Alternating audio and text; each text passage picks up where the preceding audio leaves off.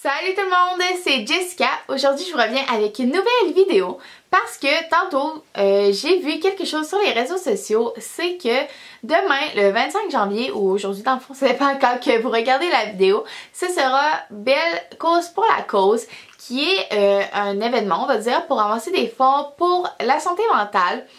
Donc, ça se passe sur les réseaux sociaux, c'est Twitter, c'est Facebook, c'est Instagram, mais je vais tout vous expliquer ça à la fin de la vidéo, comment faire pour participer à cette cause. Donc, moi, pour m'impliquer, on va dire, c'est sûr que demain, je vais tweeter et je vais faire tout ce qu'il faut pour amasser des fonds. Sauf qu'aujourd'hui, pour un petit peu plus m'impliquer et vous expliquer un petit peu ce que moi j'ai vécu par rapport à ça, parce que c'est vraiment une cause qui me tient à cœur, je vais vous faire une vidéo où je vous explique moi qu'est-ce qui s'est passé durant mon secondaire, parce que j'ai vécu des choses durant mon secondaire qu'on pourrait pas vraiment s'en douter sans que je vous le dise.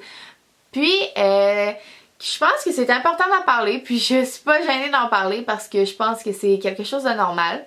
Puis on est comme rendu des intimes, vous et moi, fait que c'est ça. Dans le fond, moi durant tout mon secondaire, j'ai vécu de l'anxiété. L'anxiété, premièrement, avant de commencer sur ce sujet-là, l'anxiété, c'est n'importe qui, n'importe quand qui peut en vivre. Puis en fait, tout le monde en vit au moins une fois dans sa vie. Parce que c'est normal d'avoir du stress, d'avoir justement un petit peu d'angoisse. Puis souvent cette angoisse-là va vous protéger ou va vous aider, par exemple durant un tournoi ou à quelque part où que vous êtes en compétition, ça va vous donner le petit boost d'adrénaline qu'il vous faut, le petit stress qui fait que vous performez mieux. Sauf que pour certaines personnes, ça peut devenir un problème. Ça, c'est quand que, dans le fond, ton anxiété devient tellement fort que tu n'arrives plus à gérer tes amis, tu n'arrives plus à gérer à ton travail, tu n'arrives plus à gérer à l'école. Genre là, ça va vraiment plus, tu es tout le temps stressé, puis tu sais pas pourquoi, puis tu sais pas quoi faire justement pour le gérer. C'est pas juste un petit stress qui fait quasiment du bien, parce qu'il y a du stress qui fait du bien justement parce que tu vas mieux performer. C'est beaucoup plus que ça. C'est un stress qui vient te ruiner la vie, qui va juste faire que tu vas mal te sentir tout le temps. Moi, c'est ça qui m'est arrivé. Dans le fond, on a trouvé pourquoi que ça s'avait décollé comme ça. Parce que souvent, c'est un événement ou quelque chose qui fait que ça se décolle.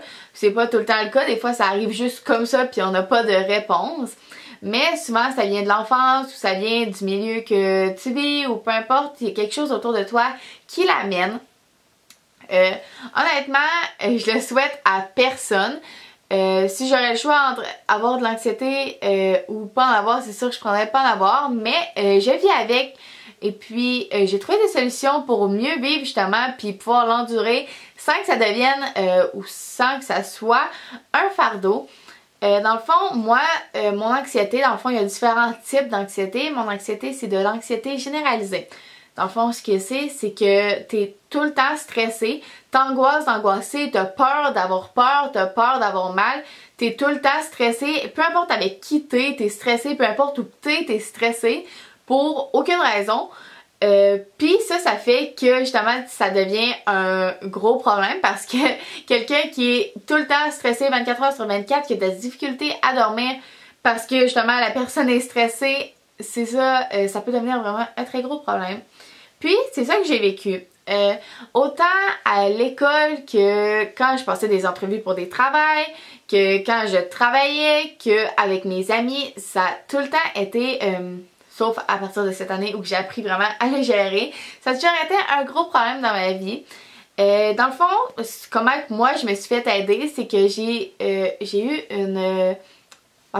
des travailleurs sociaux durant tout mon secondaire. Ensuite, en secondaire 5, j'ai vu une psychologue qui m'a beaucoup aidée. Puis, j'ai suivi aussi l'année passée un cours de psycho à mon école secondaire qui m'a tellement aidée parce qu'on faisait comme des travaux et tout qui ont fait que je me suis arrêtée puis je me suis concentrée sur moi. Puis j'ai vu que c'était quoi le problème et ça venait d'où et comment faire pour le gérer. Honnêtement, est-ce que je suis gênée d'en parler avec vous aujourd'hui? Non, vraiment pas. Je pense que c'est quelque chose de normal, puis le problème de santé mentale, c'est pas nécessairement quelque chose qui fait de toi une mauvaise personne ou qui fait de toi un fou. C'est vraiment pas ça, là. Les problèmes de santé mentale, c'est quelque chose que t'as pas décidé, que tu dois apprendre à vivre avec. Tu peux pas comme décider de pas en avoir, là. Ça peut arriver à n'importe qui, n'importe quand.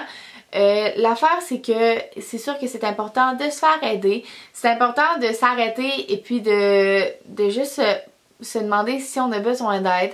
Puis, si vous avez besoin d'aide, allez-y! C'est vraiment important. Il y a des ressources partout. Il y a des ressources qu'on peut trouver sur Internet. Je vais vous en mettre quelques-uns dans la barre d'informations. Il y a des ressources dans des CLSC, si jamais ça va vraiment pas, vous faites aller à l'hôpital.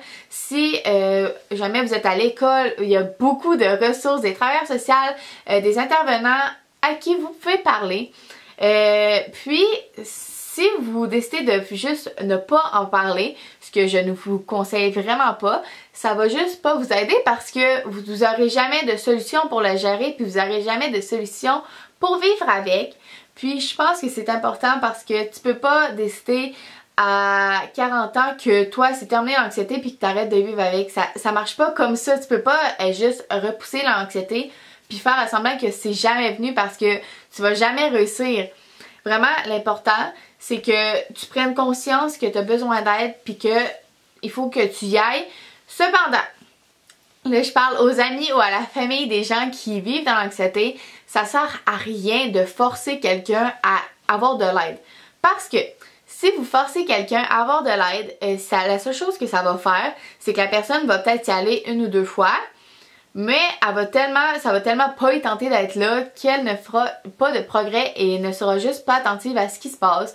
À la place de forcer quelqu'un, écoutez-la, essayez de lui faire comprendre qu'elle a besoin d'aide puis que ça l'aiderait au final, l'aide, à la place de la forcer, il faut que ça vienne d'elle. Si tu décides, il faut que toi tu décides de vouloir t'aider, c'est vraiment ça l'important je pense.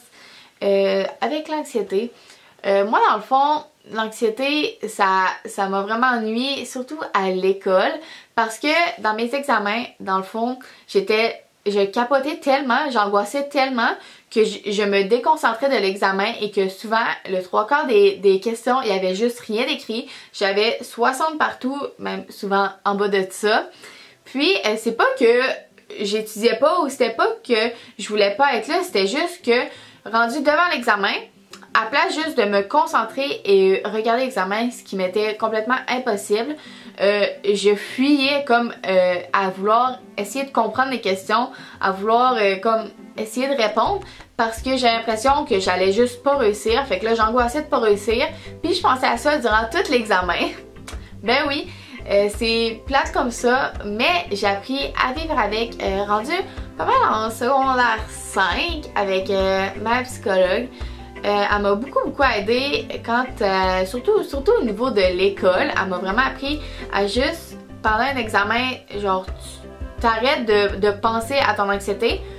La première chose que vous pouvez faire, c'est de tweeter avec le hashtag Belle Cause. Ça va donner 5 cents à chaque tweet. Fait on essaie vraiment de s'impliquer avec ça. Puis si, je sais que l'année passée ça avait pas mal marché avec Twitter, mais en plus cette année il y a beaucoup d'autres solutions. Vous pouvez aussi aller visionner la vidéo Belle Cause sur la page demain dans le fond. Puis tout ça c'est demain que ça se passe ou aujourd'hui. Ça dépend quand vous regardez la vidéo, le 25 janvier. Sinon, sur Facebook, vous pouvez aller visionner les vidéos que Belle Cause ont faites. À chaque visionnement, ça donne 5 cents. Sinon, sur Instagram, vous pouvez publier avec encore le hashtag Belle Cause. C'est quand même facile, les instructions.